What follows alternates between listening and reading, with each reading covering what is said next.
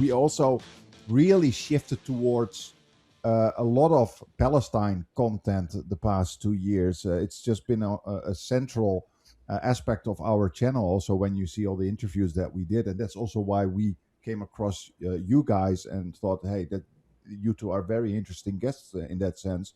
And I also think it's the central issue of our times. I'm always very surprised by some of the channels these days that just act like it doesn't exist anymore. I'm baffled by that stuff. And what you saying that, okay, you're now on UpScrolled, for example, which is a Palestinian-run social media platform. I was thinking today, and I wonder what you guys think about that. I think we are now finally at the stage that if you connect yourself to Zionism, whether it's TikTok, whether it's CBS, I think you're finally turning gold into mud or turning gold into crap. I think it's finally really start companies stop making profit, or at least the profit is minimizing when they tie themselves to Zionism. And it took a while, but I think one of the only ways to beat this stuff in a system of capitalism is when it's finally become it loses its ability to make profit when you tie yourself to Zionism, while at the same time, when you see something like UpScrolled, it is actually profitable to become tied to the Palestinian cause. I think we are seeing a kind of shift there. I wonder what you think about that. I do. I'm hopeful. I'm hopeful. Then now what we need is we need some sort of similar upscrolled alternative to YouTube, and then I can wipe my hands of Google, right? Like, so that would be cool. I think the fact that it's like Australian Palestinian owned upscrolled, something like that. Is that what it's like? Yeah. Um that's just to me a bonus, like that's sort of a perk. The idea that it's going to be non-censored completely, like that's the appeal. The fact that it also happens to be a Palestinian person is definitely a bonus.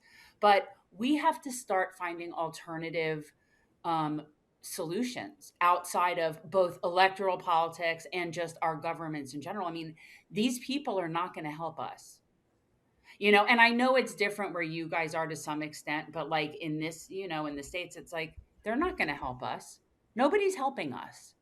So we need to help ourselves. And it's the same concept, I think, online. We need more independent type of programs like that. And as somebody who is so tech challenged, I don't know what it takes to create those things or what, like, I have no concept, but I'd love something like a YouTube that wasn't YouTube. How do we get that? You guys are in China. Don't they do innovative, cool stuff there?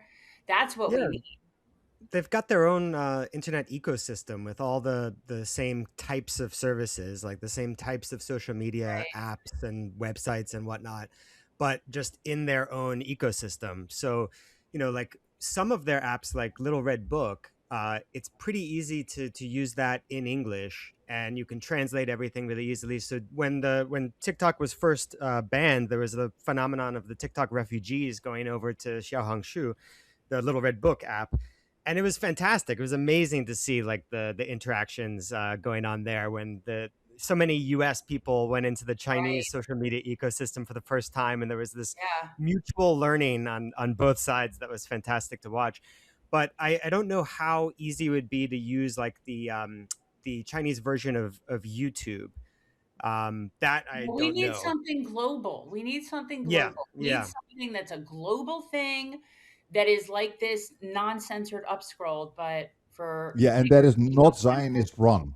Like it's almost impossible to find something that's global that's not Western slash Uh-huh. Zionist run. So I've always said China should make its platforms more accessible to an international audience. But on the other hand, if they do that, that it becomes very difficult to protect their society against the influence of the United States. So I get their dilemma, but the problem is now they've sold off TikTok, at least in the United States, which was a fantastic, originally Chinese platform, and it becomes another Western imperialism Zionist propaganda machine. And I'm so frustrated about that. You know what I Now it's mean? gonna die.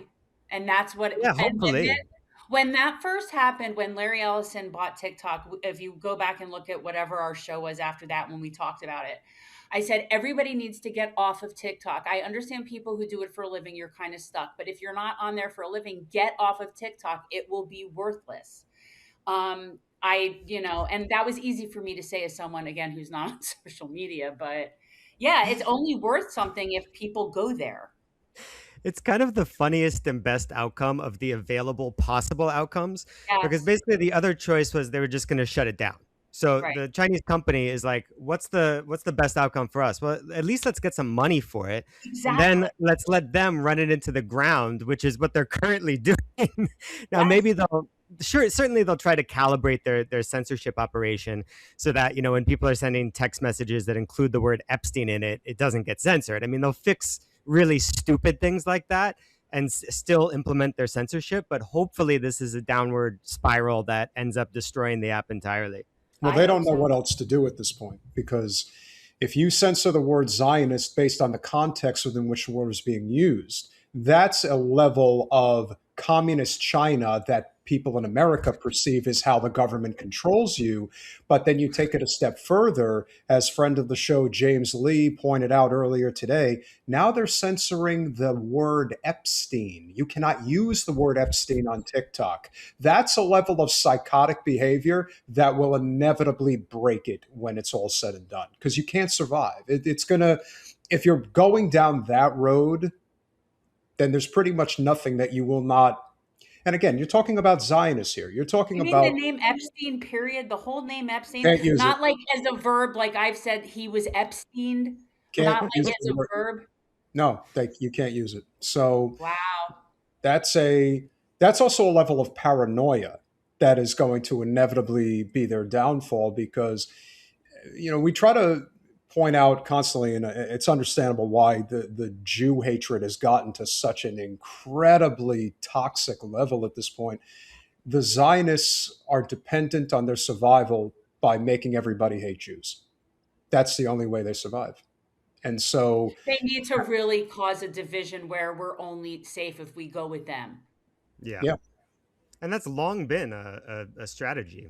Yep. Jew hatred and hatred for Arabs, both of them. You know. How do yeah, they do that at the same time? Yeah, how do you simultaneously create anti-Jew and Islamophobia bullshit simultaneously?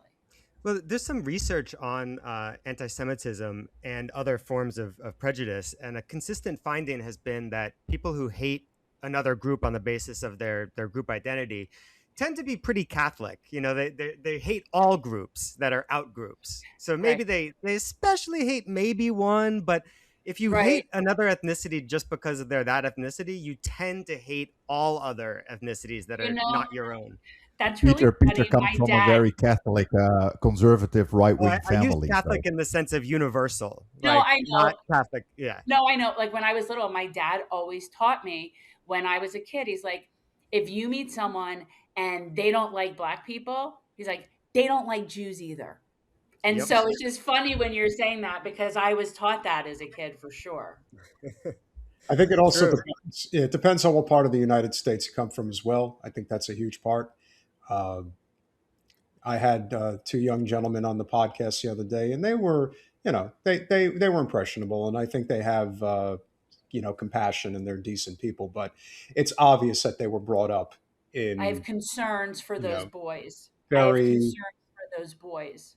yeah, except, well, very homogenous backgrounds, and they probably never saw a person of color before they entered college. It's one's from North Texas and the other's from North Dakota, so that I think in a lot of ways explains, why Christian Zionism to me is going to fall faster than Jewish Zionism, because so much of it is indoctrination centered around the church, whereas so much of Jewish Zionism is based on ethnic dynamics It's and based on money.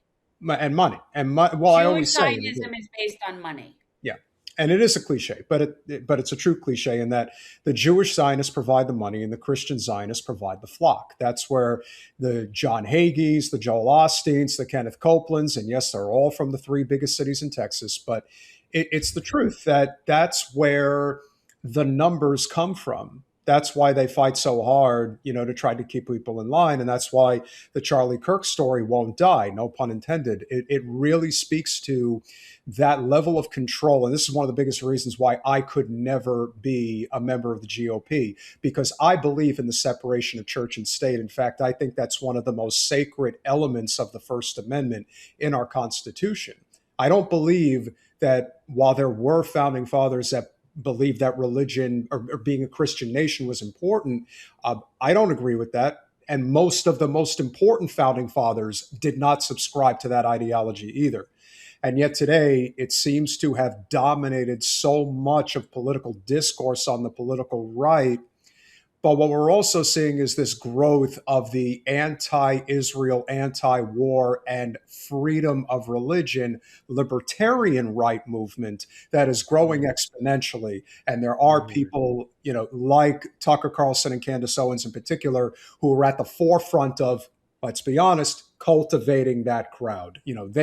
They're not at the head of the class for no particular reason. They clearly know what they're doing.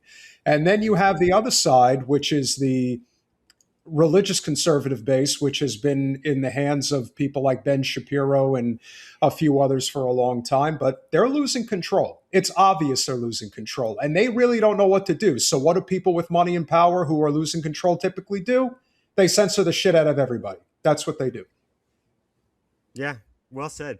Even that, what you said about Christian Zionists being the flock, you could probably say that also for the Republican Party, because without that mass base of evangelicals, who do they have? They've got racists, they've got big business. That's about it. Well, even then, I don't know if I can 100% agree, because at the end of the day, the Democratic Party became the Republican Party. They ceded so much of that ground because of what the third way Democrats in the 80s and ultimately what led to Clintonism in the 90s ended up becoming. And so the Republicans, to their, to perhaps for their last bastion to the carnival barker that was Donald Trump, is that they've always appealed to non-college educated working class Americans. The country is falling apart economically and politically. So unless you're selling some type of a revolutionary change, the two-party system is collapsing under its own weight. And you're seeing right now why the Democrats are even worse, because the reason they're acting the way they're acting is because this is how they've always acted. They have always ceded as much ground as possible to the craziest elements of the GOP, hoping that people will get so sick of them that because they have no other choice, they're going to come back to the Democrats. I'm telling you, I don't know how much longer that's going to work. And considering how the Democrats in particular are so devoid of any real leadership, I don't know how this is going to really unfold. I mean, the leader of the Democratic Party right now, bar none, is Zoran Mamdani. Like, he is if you want like a true leader who happens to be on the left, he's the only one you got, and he can't run for president. So you're kind of stuck right now. But he is proving in his early stages as mayor that if you think that people in positions of power can't get shit done if they really want to, they can get things done, period.